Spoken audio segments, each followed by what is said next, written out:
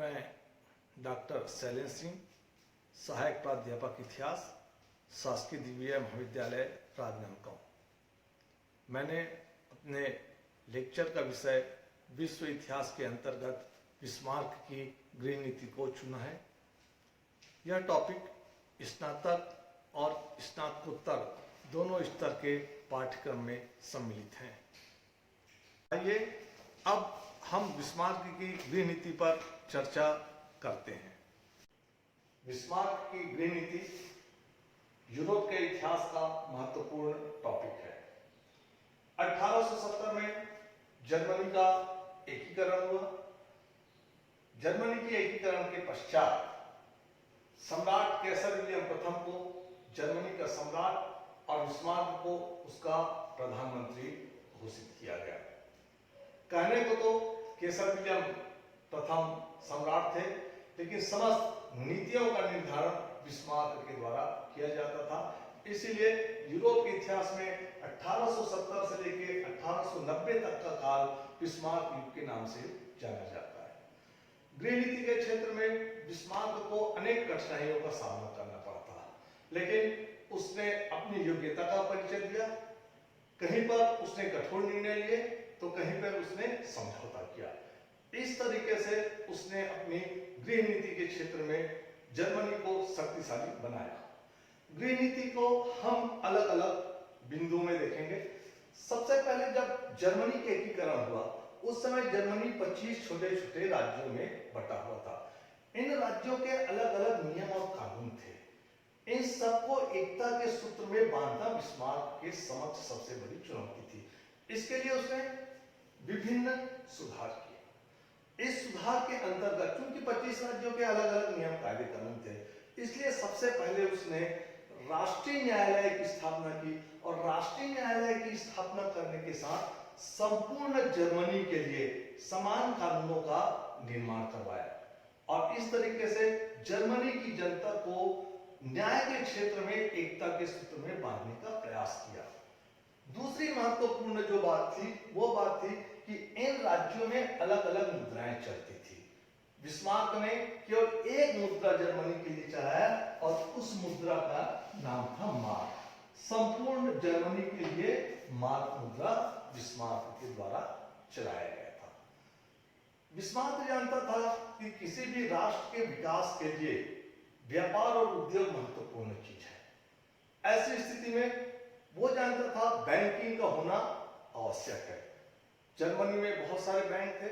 Bismarck ने सारे बैंकों का राष्ट्रीयकरण किया और 1873 में इंपीरियल बैंक ऑफ जर्मनी की स्थापना की और इंपीरियल बैंक ऑफ जर्मनी की स्थापना करने के साथ सारे बैंकों को उसके अधीन किया।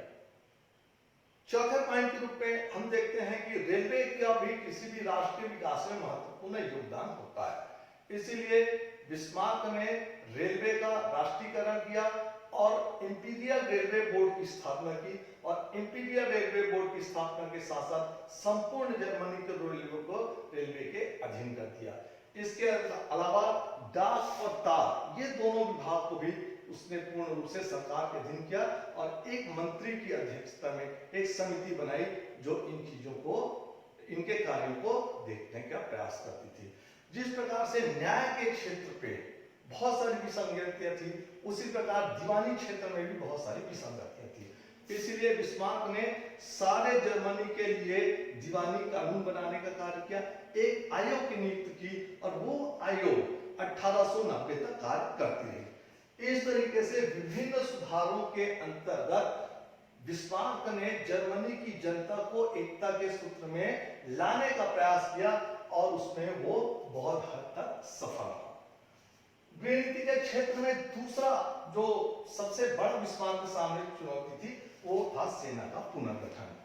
चूंकि बिस्मार्क ने तलवार के बल पर जर्मनी का एकीकरण किया था और वो जानता था कि जिन राष्ट्रों को पराजित किया, विशेषकर फ्रांस अपनी पराजय का बदला लेगा। इसलिए वो चाहता था कि जर्मनी का सेना इतना शक्तिशाली हो कि कोई भी राष्ट्र उस पर आक्रमण करने से पहले सोचे।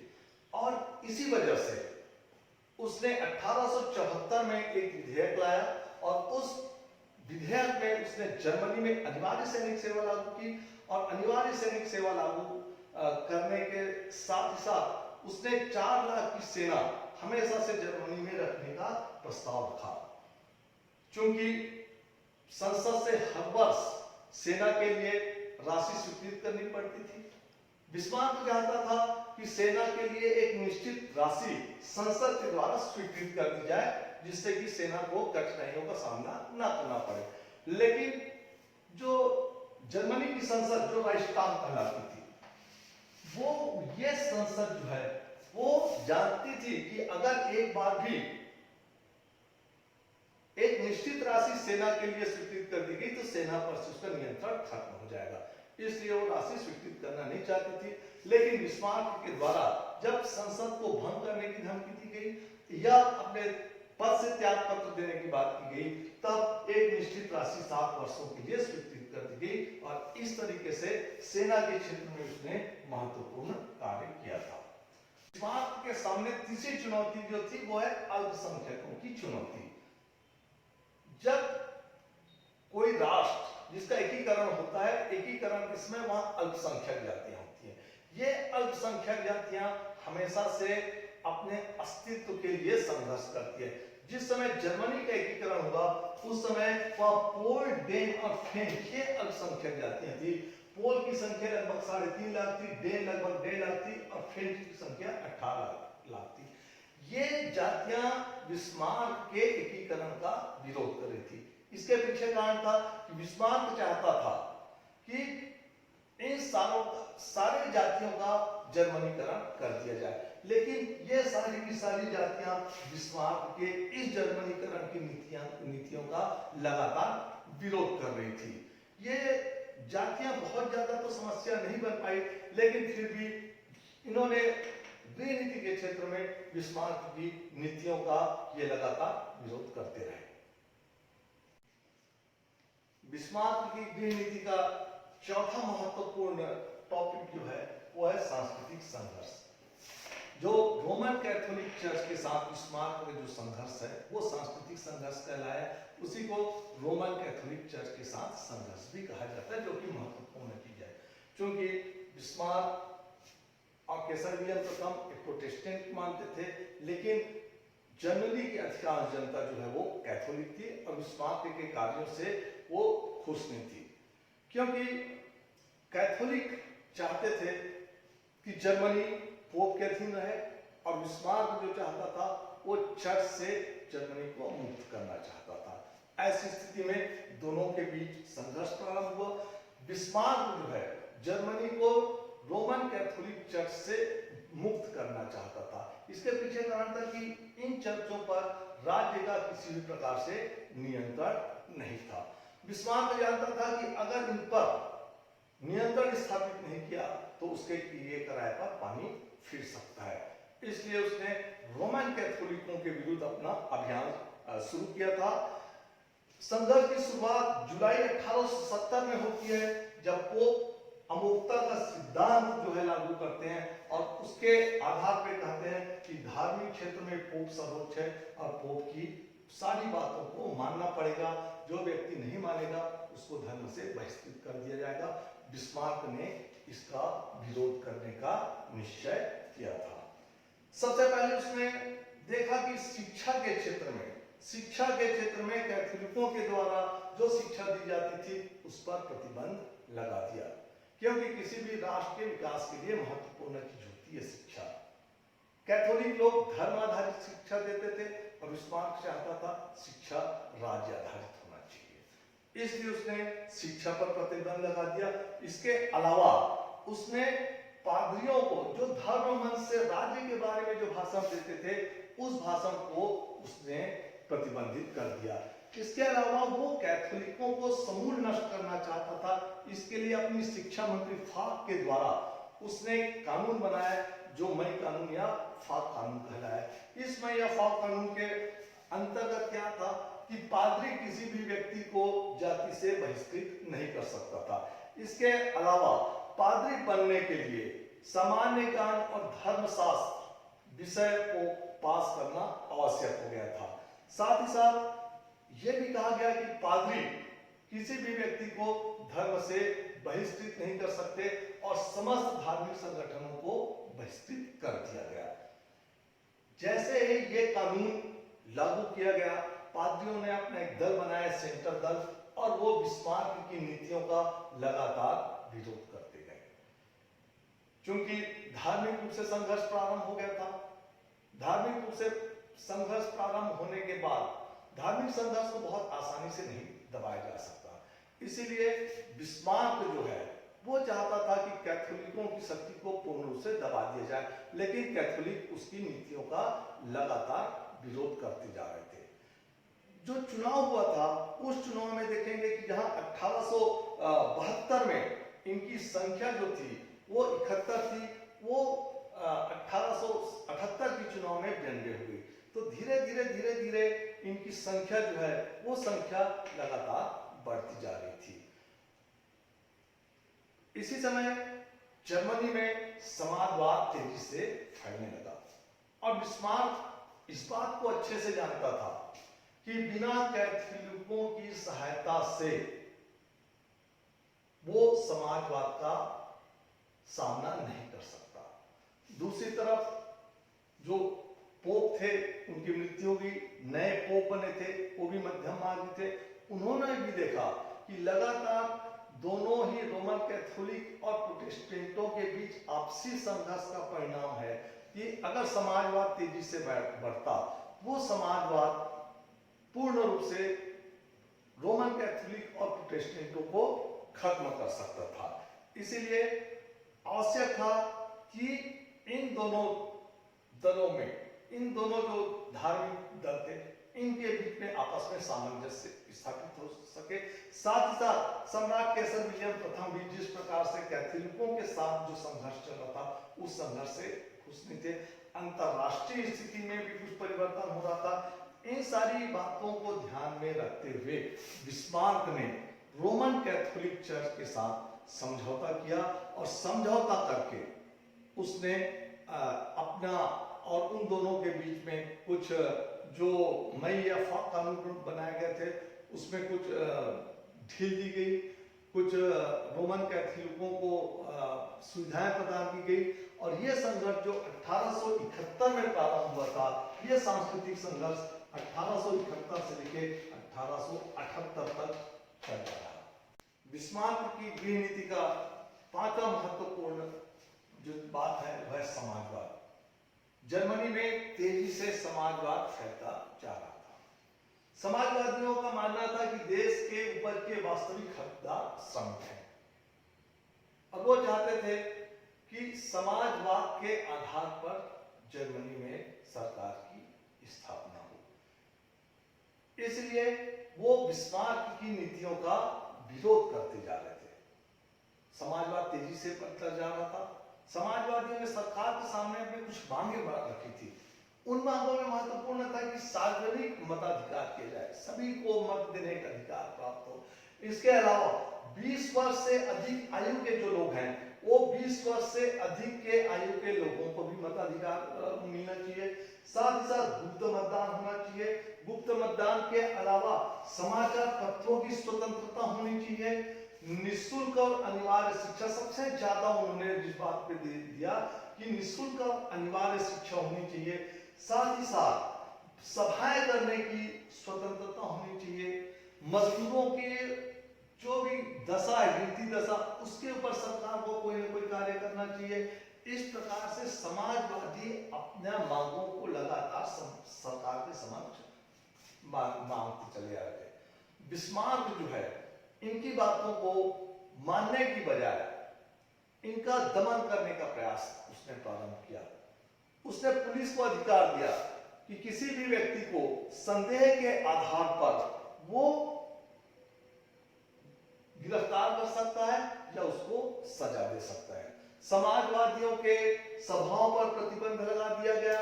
समाचार पत्रों पर लेख पर प्रतिबंध लगा दिया गया।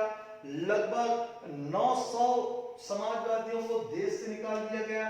1500 को गिरफ्तार कर लिया गया और वो समाजवादियों को लगातार ऐसा कार्य करता रहा जिससे कि समाजवादियों की कमर टूट जाए। लेकिन समाजवादी जो लोग थे वो बिस्मार्क की नीतियों का लगातार विरोध करते जा रहे थे। पहले उसने जो नियम बनाया वो 4 वर्षों के लिए बनाया था, नियम 1878 में 4 वर्षों के लिए नियम बनाया, लेकिन ये नियम 1890 तक लागू रहा। और जहां जर्मनी में उद्योग तेजी से बढ़ते गए, उसी प्रकार से मजदूरों का जो संगठन था वो मजदूरों का संगठन तेजी से बढ़ रहा था। अब ये बात अलग थी, ये संगठन खुले रूप में न होकर के गुप्त रूप से चल रहे थे और लगातार जर्मनी में समाजवाद जो है वो समाजवाद तेजी से बढ़ता जा रहा था। बिस्मार्क की गृह नीति का अगला पॉइंट है राज्य समाजवाद। बिस्मार्क ने देखा कि लगातार समाजवादियों के ऊपर जो कार्य किए जा रहे हैं या जो दंड प्रावधान किए जा रहे हैं उसमें कोई फर्क नहीं पड़ रहा है। दूसरी तरफ जर्मनी आर्थिक कठिनाइयों से जूझने लगा था और आर्थिक कठिनाइयों के जूझने की वजह से उसे महसूस होने लगा था कि जब तक लोगों की आर्थिक कठिनाइयों को दूर नहीं किया जाएगा या श्रमिकों की आर्थिक कठिनाइयों को दूर नहीं किया जाएगा तब तक इस समस्या का समाधान नहीं किया जा सकता। और इसलिए उसने श्रमिकों के हितों के लिए कार्य करने का निश्चय किया और उसने अपने इस कार्य को राज्य समाजवाद का नाम दिया।